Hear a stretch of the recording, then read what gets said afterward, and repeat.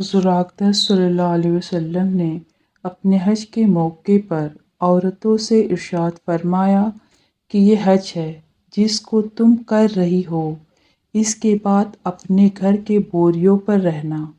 اس حدیث پاک کی وجہ سے امہات المؤمنین رضی اللہ تعالیٰ عنہ میں سے جب حضرت زینب رضی اللہ تعالیٰ عنہ، حضرت سودا رضی اللہ تعالیٰ عنہ نے تو کوئی حج اس کے بعد نہیں کیا، اور یہ فرمایا کرتی تھی کہ جب ہم نے حضور اقدس صلی اللہ علیہ وسلم سے خود یہ ارشاد سنا ہے، پھر کیسے گھر سے سفر کے لیے نکلیں۔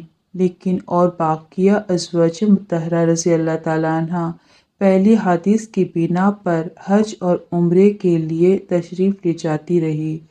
حضور اقدس صلی اللہ علیہ وسلم کے دونوں ارشادات اپنی جگہ پر بالکل صحیح ہیں اور ان میں کوئی تعارض نہیں۔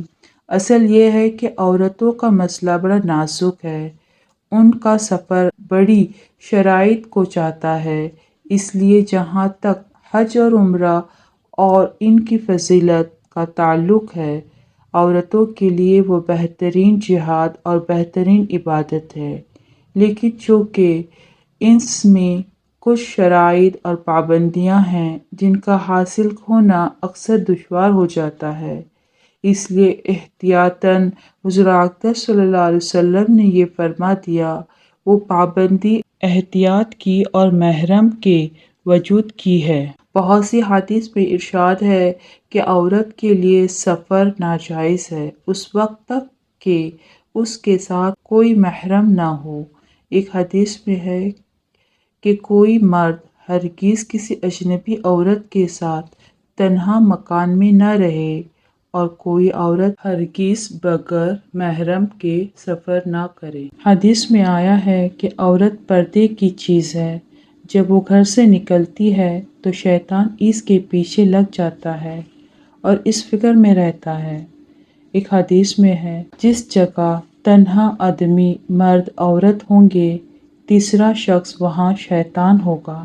نامحرم عورتوں کے پاس جانے سے بہت بچو۔ کسی نے عرض کیا، حضور اقدس صلی اللہ علیہ وسلم اگر دیور ہو؟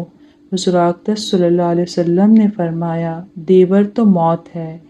موت ہونے کا مطلب یہ ہے کہ اس کے لیے ہلاکت کے اسباب بوجھ ہر وقت کے قرب کے بہت زیادہ پیدا ہو سکتے ہیں۔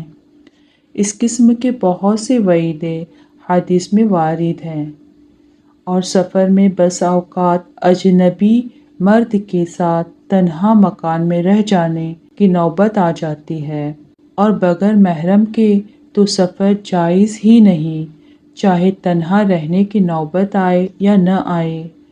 بس اس صورت میں نیکی برباد، گناہ لازم کا قصہ ہو جاتا ہے۔